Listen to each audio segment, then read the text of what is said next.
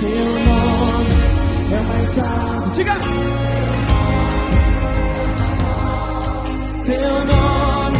Lições para o Natal. É o tema da mensagem, à luz do Evangelho de Jesus, segundo Mateus, capítulo 18, capítulo 1, do verso 18 ao verso de número 25. Diz assim a palavra do Senhor. O nascimento de Jesus Cristo foi assim. Maria, sua mãe, estava comprometida para casar com José, mas antes de se unirem, ela se achou grávida pelo Espírito Santo. José, com quem Maria estava para casar, sendo um homem justo e não querendo envergonhá-la em público, resolveu deixá-la sem que ninguém soubesse. Enquanto ele refletia sobre isso, eis que lhe apareceu em sonho um anjo do Senhor dizendo: José, filho de Davi, não tenha medo de receber Maria como esposa, porque o que nela foi gerado é do Espírito Santo. Ela dará à luz a um filho, e você porá nele o nome de Jesus, porque ele salvará o seu povo dos pecados deles. Ora, tudo isso aconteceu para que se cumprisse o que foi dito pelo Senhor por meio do profeta: eis que a virgem conceberá e dará à luz a um filho, e ele será chamado pelo nome de Emanuel. Emanuel significa Deus conosco. Quando José despertou do sono, fez como o anjo do Senhor lhe havia ordenado e recebeu Maria por sua esposa. Porém, não teve relações com ela enquanto não deu à luz a um filho, a quem pôs o nome de Jesus. Amém. Que o Senhor nos abençoe, queridos. Houve, no século passado, um teólogo chamado Karl Barth. Esse homem foi um dos mais notáveis naquele período ali e foi reputado, inclusive, como o maior teólogo protestante. Ele nasceu na Suíça, foi pastor e professor, tanto na Suíça como também, posteriormente, na Alemanha, quando teve ali que se refugiar nos Estados Unidos por conta das suas críticas ao nazismo. E o intuito de se refugiar era, de fato, de preservar sua própria vida. E ele foi para os Estados Unidos da América, e lá ele foi capa da revista Times, em 1962. Ele foi um homem de grande envergadura moral, um gigante, de fato, intelectualmente brilhante. Em uma das entrevistas que ele deu nos Estados Unidos, perguntaram a ele qual era a palavra mais importante do Novo Testamento. Ele era um perito do Novo Testamento de um modo amplo e geral. E para o escândalo de algumas pessoas e surpresa de outras, ele disse assim: a palavra mais importante, ou a expressão mais importante do Novo Testamento é a expressão por nós, do latim pro nobis. 1 João capítulo 3, 16 diz assim: nisso conheceremos o amor, que Cristo deu a sua vida por nós. Essa palavra, irmãos, ela é chave para entender a maravilhosa graça de Deus. Porque o texto que nós lemos, ele nos mostra que tudo que Deus fez, Ele fez em nosso favor. Foi com graça, com bondade, com misericórdia. Sendo assim, Deus por nós é além de nós, é ato da graça, é apesar de nós. E o Verbo eterno, Ele se fez carne, habitando entre nós, tomando ali a forma humana, submetendo-se à pior das mortes, a morte de cruz. E tudo que Ele fez em nosso favor foi um ato de amor e graça. Vejam, o texto aqui está narrando a comunicação do anjo para Maria, sobre o nascimento de Jesus. Enquanto ali Isabel estava grávida de João Batista, aproximadamente no 6º mês da gestação, percebam que naquela época a gravidez não era avaliada por semanas, mas por meses. 6º mês da gestação é a expressão que o evangelista Lucas vai usar. Então, o anjo Gabriel, ele foi enviado a uma cidade chamada Nazaré, e ele vai até a casa de Maria e ele anuncia de fato que ela seria agraciada. Então, ela ali não entende muito bem, Mas o anjo diz para ela: olha, você não precisa ter medo, porque você foi abençoada por Deus. Você ficará grávida e dará o nome do seu filho de Jesus. Maria então diz que ela estaria disposta a servir ao Senhor. Então nesse processo o anjo vai embora. E ela traça uma linha reta. É curioso, porque ela viaja um percurso de 120 quilômetros para encontrar Isabel, a mãe de João Batista. E ela escreve um belíssimo cântico, o Magnificat, que nós vamos ver aqui na próxima semana. E após isso, o que acontece? João Batista, filho de Isabel, nasce, e César Augusto, imperador da época, ele proclama um decreto de recenseamento, ou seja, uma espécie de censo. Então todos os cidadãos das mais variadas cidades onde estavam morando precisam ir agora até a sua cidade natal, a sua cidade de origem, para que essa contagem ali fosse feita. E inclusive eles pagassem tributos. Então, a fim de se alistar-se e cumprir ali o decreto, José sai da Galiléia dos gentios, mais especificamente da cidade de Nazaré, do vilarejo de Nazaré, e ele vai para a Judéia, até a cidade do rei Davi, chamada Belém. E por ser da linhagem de Davi, Maria e Jesus estão ali fazendo esse pêndulo. Jesus ainda no ventre, José junto com eles, e nesse movimento para cumprir a lei governamental, quando eles estão em Belém, chega ali o tempo de Maria dar à luz. Ninguém esperava. E Mateus aqui, o evangelista, está pintando um quadro belíssimo, irmãos. José e Maria procurando uma hospedaria. Mas o que eles acabam encontrando é uma estrebaria. E eu gostaria da sua atenção, porque o Natal, de fato, é um tempo de reunir a família. Todos nós aqui, nessa semana, estaremos juntos com nossos familiares. Vamos rever os nossos primos, parentes, distantes. É um tempo também de experimentar comidas saborosas. Mas em especial, o Natal é uma festa cristã. E é a época onde Deus escolheu, na plenitude dos tempos, enviar o seu Filho nascido de mulher, para que a sua glória fosse revelada a nós. Nós precisamos nos lembrar que o nascimento do Redentor é de fato a questão central do Natal. Não é o tempo que nós vamos passar com os nossos, não são as comidas, não é ali o motivo, mas é celebrar a vinda e nascimento do Messias, do nosso Salvador. E para isso, gostaria que você mantivesse sua atenção, porque nós vamos aqui aprender algumas lições preciosas que o Natal pode nos ensinar e que esse texto aqui também pode aquecer o nosso coração. E a primeira verdade que nós podemos ver nesse texto é que Deus vê a disposição do coração, mas Ele quebra a lógica humana. Há um equívoco, irmãos, quando nós falamos aqui a respeito da figura de Maria.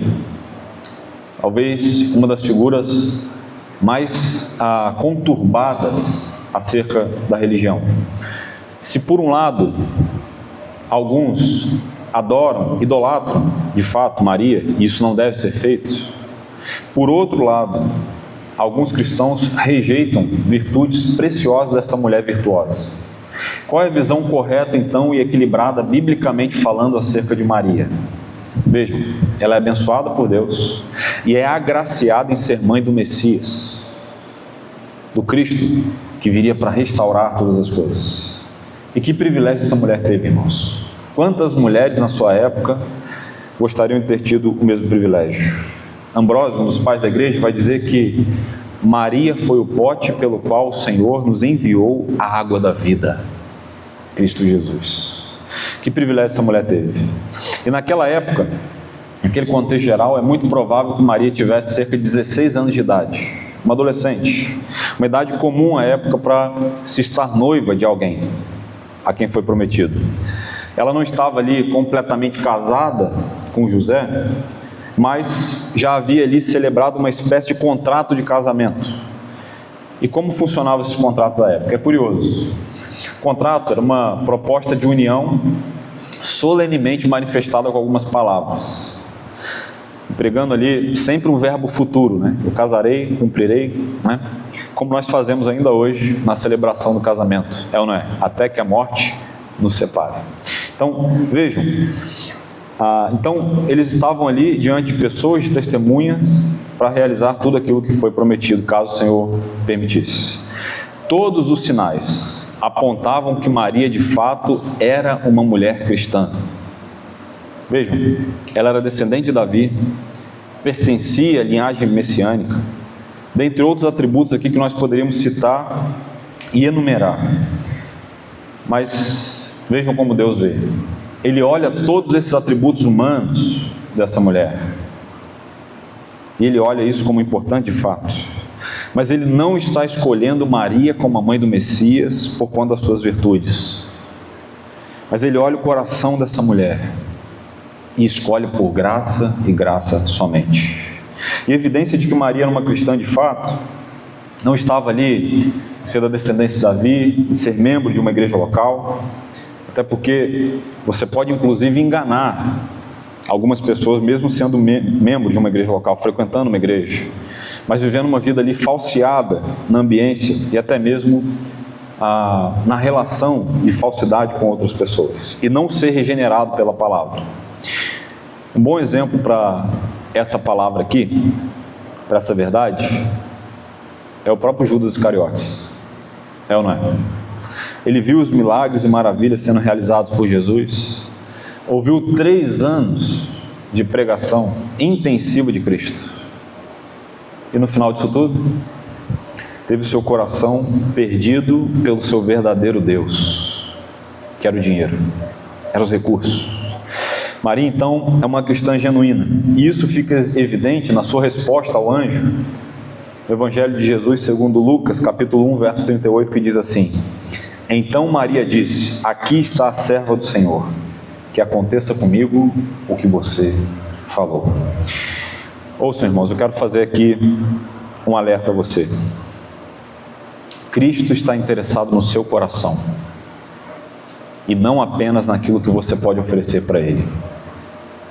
Há muitas pessoas que acham que podem oferecer muitas coisas a Deus. O melhor que você pode oferecer ao Senhor é o seu coração. É o seu coração. Há uma responsabilidade à medida que nós crescemos no relacionamento com Deus. O modo que nós vamos ver a vida precisa, desse ponto em diante, ser diferente. As nossas atitudes precisam ser diferentes.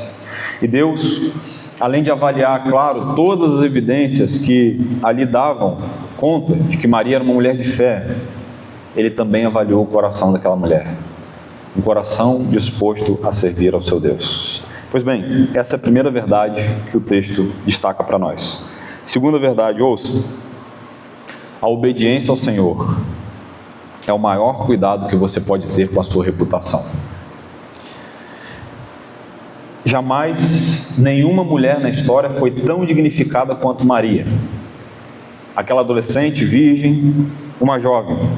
Mas veja, mesmo assim ela correu o risco de cair ali sobre a imputação de um dos maiores crimes da história, porque o noivado, erusim, do grego no Antigo Testamento, ele representava ali um vínculo mais forte do que a maioria dos compromissos equivalentes no mundo de hoje. O compromisso então ele era firmado sem que ambos assinassem nenhum documento, mas apenas a palavra deles empenhada ali já havia valor. Então veja, José havia pago um alto preço, ele pagou um dote, como era estabelecido durante o noivado, que por lei duraria 1 ano. E esse compromisso significava que o noivo e a noiva, eles estavam oficialmente comprometidos um com o outro, mas ainda ali não haviam consumado o casamento. Então, qualquer envolvimento sexual com outra pessoa implicava, portanto, em adultério. Era apenas a promessa. Esse tema, irmãos, era levado tão a sério que eles o faziam na presença de 2 testemunhas, com o consentimento mútuo dos noivos e a declaração do noivo ali, e as testemunhas eram necessárias para estabelecer o noivado judaico. Mediante a sociedade, então, era como se eles já tivessem casados, mas apenas dormindo na casa dos pais, e daqui a um ano eles se reuniriam e formariam ali uma família. Perceba o enrosco que Maria está aqui metida. Engravidar do Espírito Santo de Deus durante o noivado com José implicaria diretamente no julgamento da sociedade judaica com a falácia de que ela havia se relacionado com outro homem durante o processo de noivado. Mas veja, por escolher obedecer ao Senhor, não há nenhum relato na Escritura de que Maria ficou atormentada por causa dessa situação. É possível que ela tivesse ficado preocupada, porque José poderia torná-la um exemplo ali em praça pública, mas ela estava consciente da sua própria inocência, e ela se manteve calma, tranquila e comprometida com o Senhor. Ouça, eu quero fazer um conselho a você, e eu faço isso com amor. Não se preocupe com a sua reputação, caso você tenha decidido obedecer ao Senhor como servo fiel, e as pessoas têm levantado inverdades acerca de você. Quem cuida da minha, da sua, da reputação de todos nós é o Senhor. Por vezes, você pode achar que a sua reputação ficou manchada por alguma mentira espalhada por alguém. Mas assim como Deus cuidou da reputação de Maria, Ele continua cuidando da reputação também dos seus. E aqueles que se preocupam em manter a sua consciência limpa, podem descansar e confiar no Senhor alegremente, porque Deus manterá os seus bons nomes até o fim. Quando nós decidimos obedecer a Deus, obedecer ao Senhor, a nossa reputação é guardada por Ele. Foi assim com Maria, e é assim com todos os cristãos que decidem obedecer a Cristo. E diante disso, eu quero chamar a sua atenção para algumas aplicações práticas para a nossa vida com essa chegada tão importante do Natal. Ouça, a primeira delas é a seguinte: o Natal é a iniciativa de Deus de promover a nossa redenção. Vou repetir. O Natal é a iniciativa de Deus em promover a nossa redenção. Há na Escritura, irmãos, o que nós podemos chamar da revelação progressiva de Deus.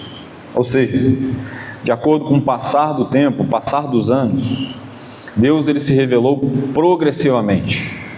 E por vezes, Ele levantou reis para livrarem ali o seu povo de uma maneira temporária da ira dos outros povos.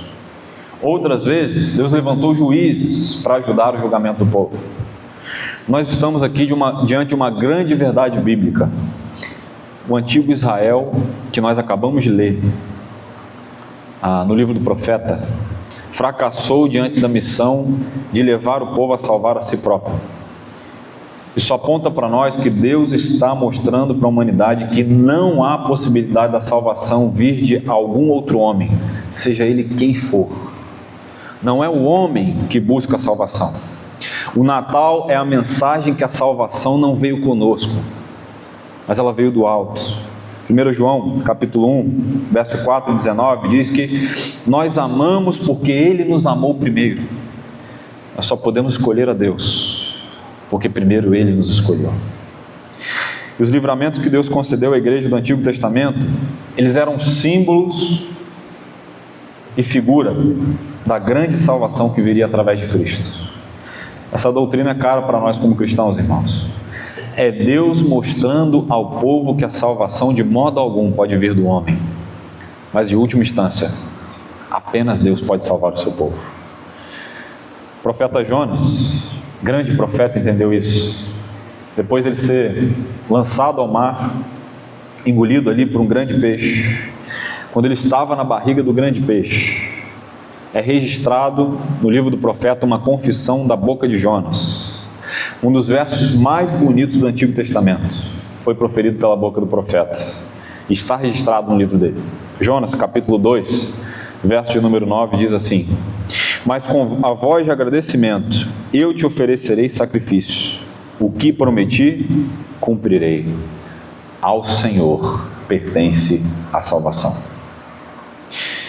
Charles Haddon Spurgeon dizia que de forma bem humorada, que Jonas era calvinista e o peixe era arminiano. E quando ele disse a salvação pertence ao Senhor, o peixe cuspiu ele para fora. O profeta aprendeu isso, irmãos, talvez de uma maneira não convencional. Mas o Senhor revelou aqui essa verdade a ele. A mensagem do arrependimento pregada pelo profeta Jonas penetrou no âmago dos ninivitas, e a alma deles receberam o perdão de Cristo e a remissão dos seus pecados na cruz do Calvário. Portanto, o Natal é a iniciativa de Deus em promover a redenção do homem.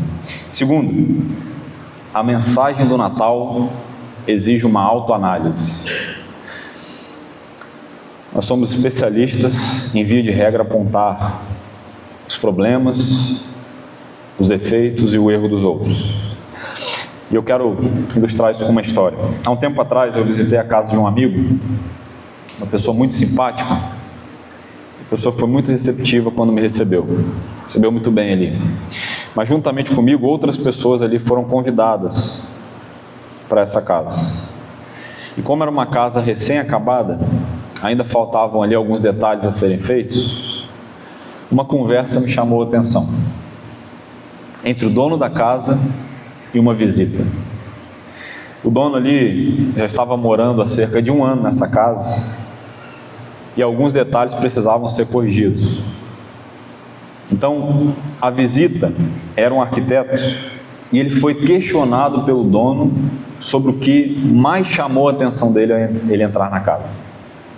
Você não quer nenhuma resposta? Não pergunte, é ou não é? E o dono perguntou: o que chamou a sua atenção?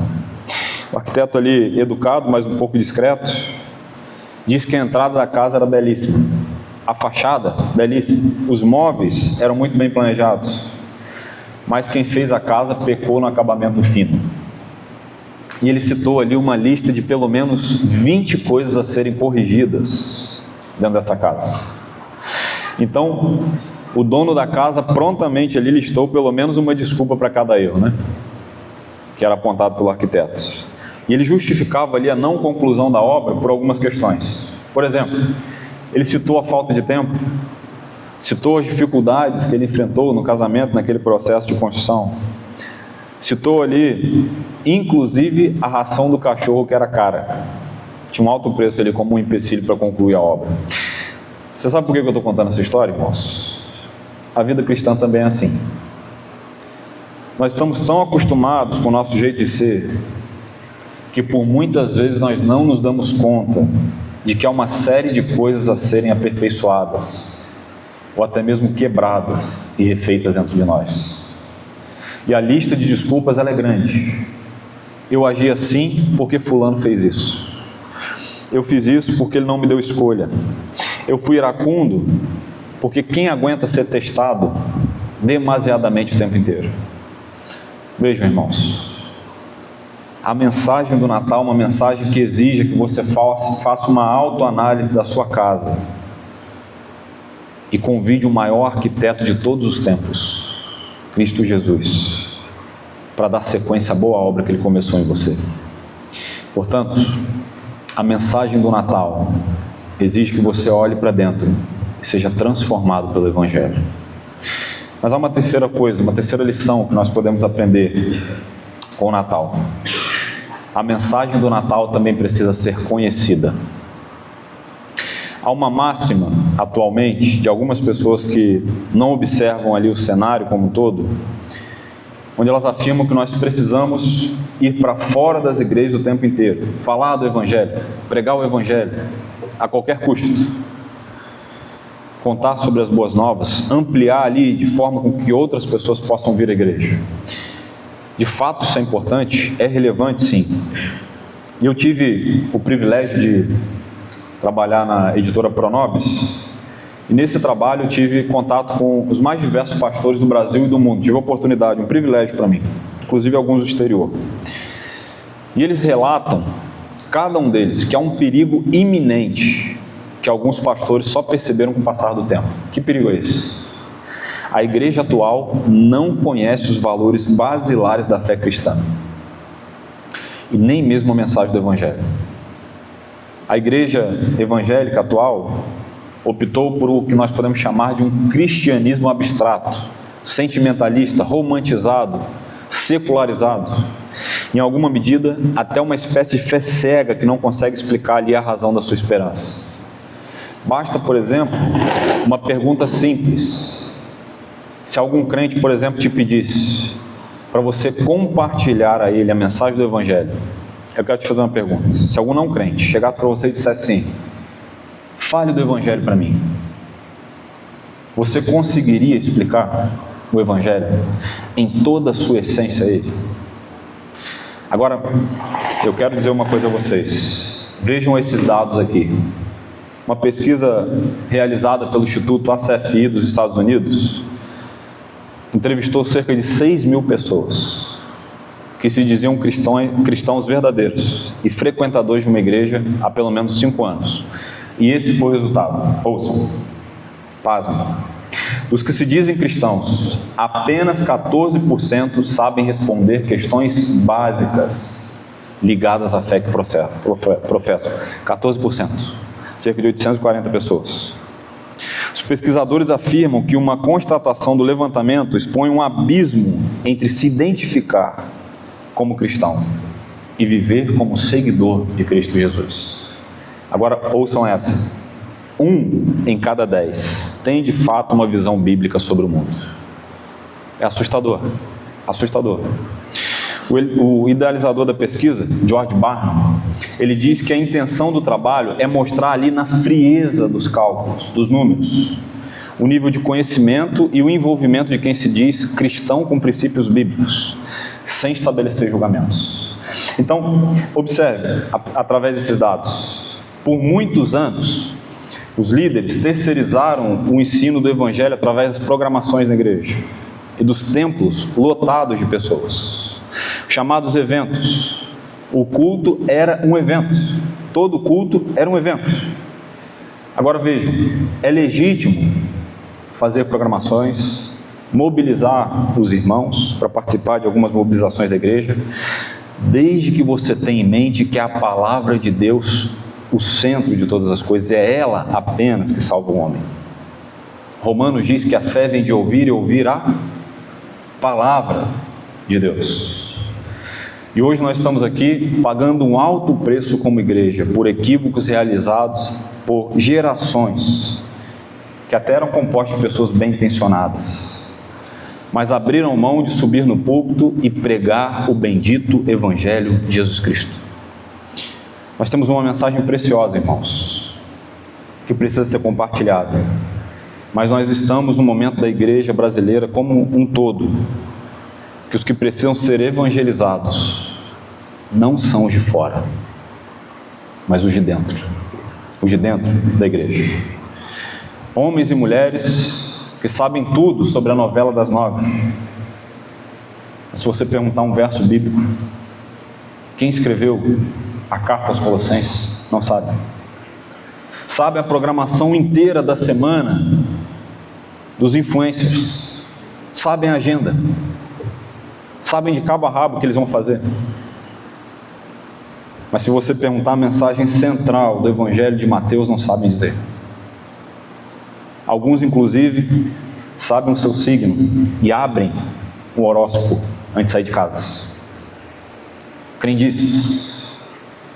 Mas não conhecem a verdadeira mensagem do Evangelho.